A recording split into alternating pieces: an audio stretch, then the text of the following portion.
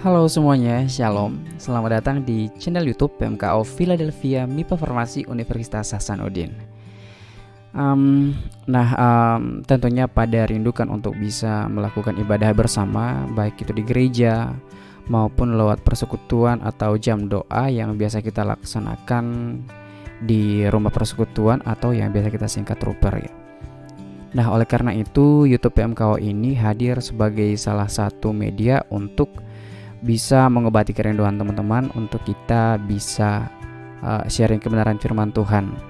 Nah, ini rencananya akan kita laksanakan setiap seminggu sekali, jadi akan mengikuti jadwal jam doa.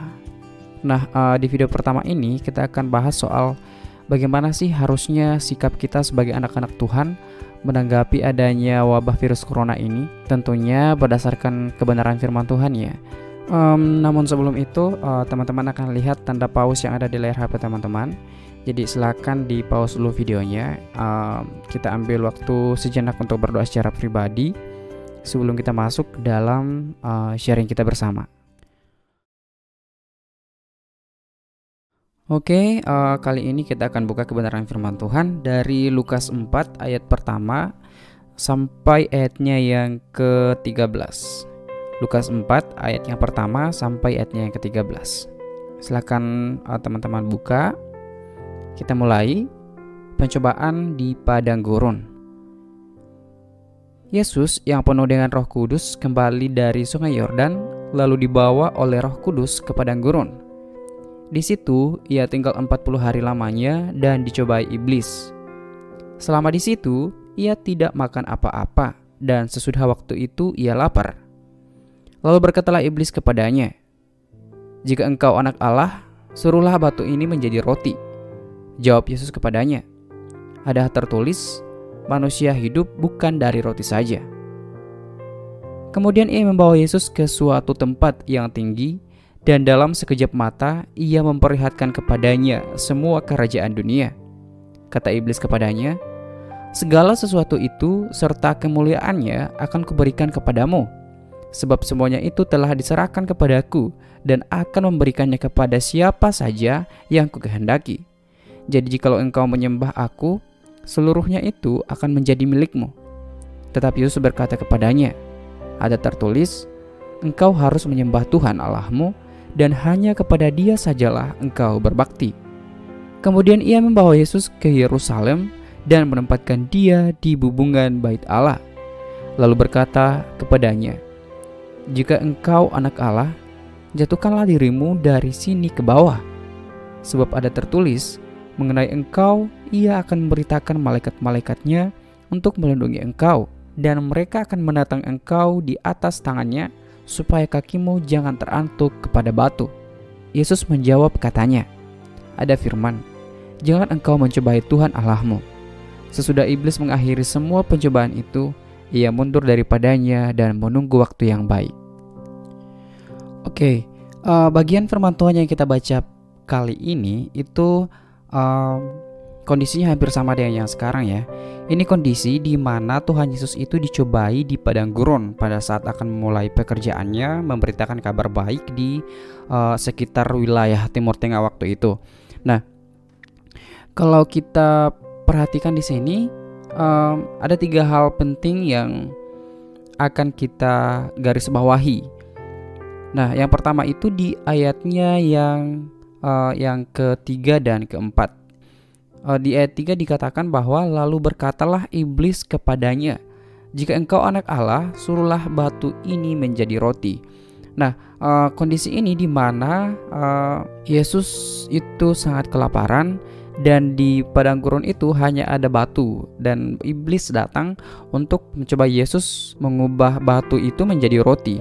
Sangat-sangat mungkin bahwa Yesus bisa mengubah batu itu menjadi roti. Tapi kenapa Tuhan Yesus tidak melakukannya pada waktu itu? Kita bisa lihat di ayat yang keempat. Jawab Yesus kepadanya, "Ada tertulis, manusia hidup bukan dari roti saja."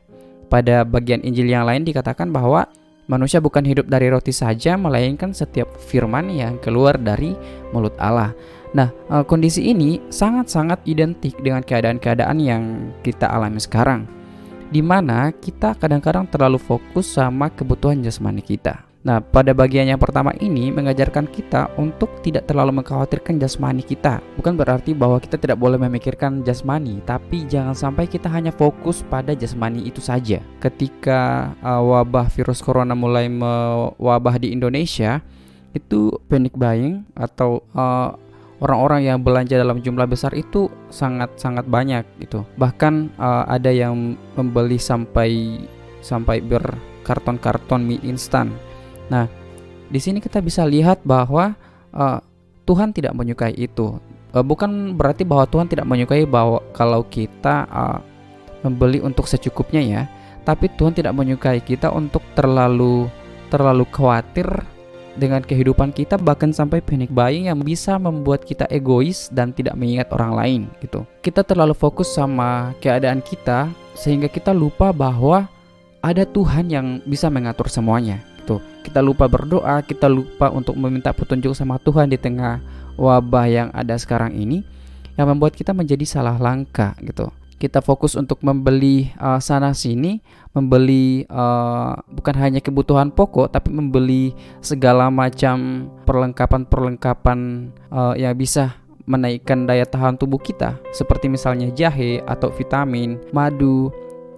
Setiap berita yang kita baca dan di situ ada keterangan bahwa ini yang bisa menaikkan sistem imun, kita langsung mungkin ada beberapa di antara kita itu yang langsung terjun untuk membeli atau mencari bahan-bahan itu. Padahal sebenarnya ya yang harus kita perhatikan adalah bahwa kita ini ada di bawah kendali Tuhan. Bukan hanya kita fokus untuk memperlengkapi jasmani kita, mengkonsumsi makanan bergizi atau segala macam jenis ramu-ramuan atau bahkan obat-obat sintetik yang diharapkan untuk menaikkan sistem imun kita, tapi kita lupa bahwa di bagian firman Tuhan katakan bahwa hati yang gembira adalah obat yang majur dan semangat yang patah itu mengeringkan tulang. Jadi kita harus memperlengkapi diri kita dengan firman Tuhan untuk kita bisa mengambil cara yang tepat dan cara yang baik gitu. Kemudian kita masuk ke dalam poin yang kedua, yaitu ada di ayatnya yang ke-6 sampai ayatnya yang ke-8. Di ayatnya yang ke-6 dikatakan bahwa kata iblis kepadanya, segala kuasa itu serta kemuliaannya akan kuberikan kepadamu, sebab semuanya itu telah diserahkan kepadaku, dan aku memberikan kepada siapa saja yang kukehendaki. Jadi jikalau engkau menyembah aku, seluruhnya itu akan menjadi milikmu. Nah, kalau di bagian ini juga sangat kena dengan kondisi yang ada sekarang. Ketika iblis memperlihatkan segala bentuk kuasa kemegahan kepada Tuhan Yesus, ya akan diberikan kepada Yesus jika Yesus datang menyembah kepada iblis. Nah, di sini sangat tidak mungkin ya bahwa Yesus mau datang menyembah kepada iblis, karena iblis itu sendiri adalah musuh Allah, gitu. Nah, pelajaran yang paling penting yang perlu kita ambil di sini adalah di saat-saat kondisi seperti sekarang ini, banyak hal yang bisa membuat kita itu gila harta.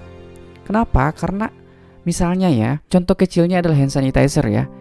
Karena hand sanitizer ini lagi banyak dibutuhkan di mana-mana, sehingga beberapa orang yang mempergunakan kesempatan ini untuk membuat hand sanitizer sendiri untuk kemudian dijual dengan harga yang mahal. Banyak di antara orang-orang yang menimbun masker, menimbun hand sanitizer dan lain sebagainya kemudian dijual dengan harga yang lebih mahal hanya untuk mendapatkan apa yang mereka inginkan, uang gitu. Jadi pada ayat ini memang betul-betul memberikan kita pelajaran bahwa kondisi-kondisi ini bisa membuat kita terjatuh ke dalam dosa perhambaan akan harta kekayaan gitu. Nah, bagaimana respon Tuhan Yesus ketika ditawari oleh iblis untuk diberikan harta benda yang megah itu gitu. Pada ayatnya ke-8 di situ dikatakan, tetapi Yesus berkata kepadanya, ada tertulis, engkau harus menyembah Tuhan Allahmu dan hanya kepada Dia sajalah engkau berbakti. Jadi jawaban Yesus ini menekankan bahwa Tuhan tidak menginginkan kita untuk menjadi orang yang gila harta gitu. Di saat-saat yang kondisi seperti sekarang ini, yang bahkan kita harusnya bisa memberikan apa yang kita miliki, ketika kita memiliki apa yang bisa kita berikan sebagai sumbangan kepada mereka-mereka yang membutuhkan di saat-saat suka seperti sekarang ini, malah banyak orang yang mengambil keuntungan gitu. Membuat hand sanitizer kemudian menjualnya kembali dengan harga yang mahal, padahal tanpa memiliki izin edar dari Kemenkes, atau membuat masker sendiri kemudian dijual. Kemudian ada juga beberapa orang yang mengumpulkan masker bekas kemudian dijual kembali. Jadi segala macam bentuk kejahatan yang bisa mendatangkan keuntungan yang berlipat ganda buat orang-orang yang berbuat curang hanya karena mereka ini gila harta. Itu jangan sampai kita sebagai anak-anak Tuhan ikut menjadi orang-orang yang ketika saat-saat seperti sekarang ini mengambil kesempatan bahwa saya harus begini untuk mendapat keuntungan yang lebih besar. Mungkin boleh kita tiba-tiba menjadi pengusaha penjual masker bukan untuk meraup keuntungan, tapi untuk membantu, karena sekarang ini APD lagi susah-susahnya ya, untuk membantu produksi APD yang bagus untuk bisa digunakan, bukan untuk meraup keuntungan gitu. Jadi jangan sampai kita sebagai anak-anak Tuhan di tengah-tengah kondisi seperti sekarang ini malah justru mengambil kesempatan untuk mempersulit orang lain dan berusaha untuk memperkaya diri kita sendiri. Itu poin yang kedua. Kemudian kita masuk ke dalam poin yang ketiga di ayatnya yang ke-9 sampai ayatnya yang ke-12. Nah, di ayatnya ke-9 di situ dikatakan, kemudian ia membawa Yesus ke Yerusalem dan menempatkan dia di bubungan bait Allah, lalu berkata kepadanya, jika engkau anak Allah, jatuhkanlah dirimu dari sini ke bawah. Sebab ada tertulis mengenai engkau, ia akan memerintahkan malaikat-malaikatnya untuk melindungi engkau. Dan mereka akan menatang engkau di atas tangannya, supaya kakimu jangan terantuk kepada batu. Nah, pada bagian ini memang betul-betul juga sangat sesuai dengan kondisi yang sekarang, di mana kita sebagai anak-anak Tuhan juga diperhadapkan dengan kondisi di mana kita akan takut kepada penyebaran virus corona atau takut kepada Tuhan gitu.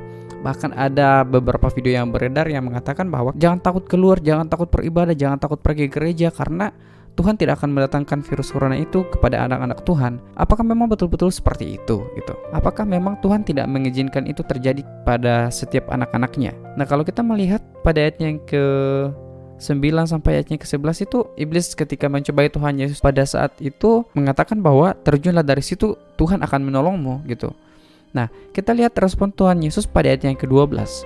Di situ dikatakan bahwa Yesus menjawabnya katanya, ada firman, jangan engkau mencobai Tuhan Allahmu. Nah, sangat tepat bahwa kondisi sekarang ini kita harusnya patuh kepada setiap aturan yang dikeluarkan oleh pemerintah.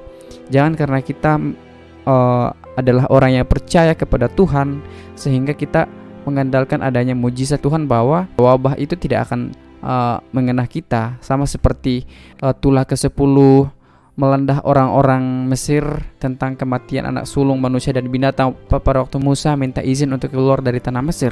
Bukan seperti itu bahwa kita adalah orang percaya akan dilalui oleh wabah. Jangan hanya karena kita merasa bahwa kita punya Tuhan yang hebat. Ya memang Tuhan hebat, tapi jangan sampai kita mencobai Tuhan.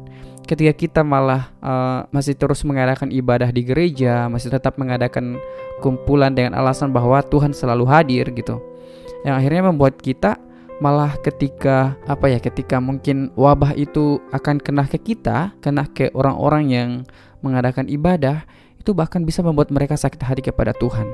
Ketika Tuhan tidak menolong sesuai dengan yang mereka imani bahwa wabah itu akan lalu daripada mereka, itu bisa membuat mereka sakit hati kepada Tuhan. Jadi jangan sampai kita menjadi orang yang mencobai Tuhan gitu.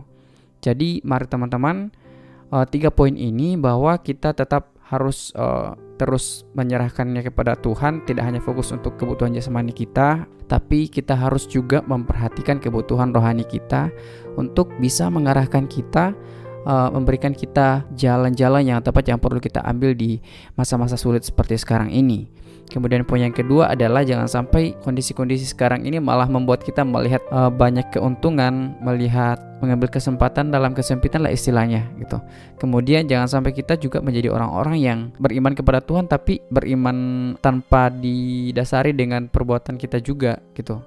Padahal kita sudah diberikan akal budi untuk tetap kita bisa pergunakan untuk memuji dan memuliakan nama Tuhan. Dan harus kita juga mematuhi pemerintah karena pemerintah itu memang ada untuk membuat kita menjadi semakin teratur gitu. Oke, mungkin itu yang bisa kita pelajari bersama. Jika ada yang mau ditanyakan atau mau ditambahkan, silakan teman-teman tulis di kolom komentar di bawah ini. Dan jangan lupa untuk terus ikuti mungkin minggu depan dengan topik yang berbeda. Jadi tetap dukung channel kita ini untuk bisa memberkati semakin banyak orang, bukan hanya di lingkungan kita PMKO Philadelphia, tapi juga untuk orang-orang yang bisa mendengarkan. Setelah mendengarkan sharing firman ini, teman-teman diharapkan untuk bisa berdoa secara pribadi apa yang didapatkan setelah mendengarkan firman Tuhan ini, agar supaya firman Tuhan ini tidak hanya berlalu sia-sia, tapi juga bisa mengambil bagian dalam hati dan pikiran kita. Tetap hati-hati teman-teman, tetap berdoa, dan jangan lupa untuk selalu cuci tangan, stay di rumah, patuhi pemerintah. Terima kasih, shalom.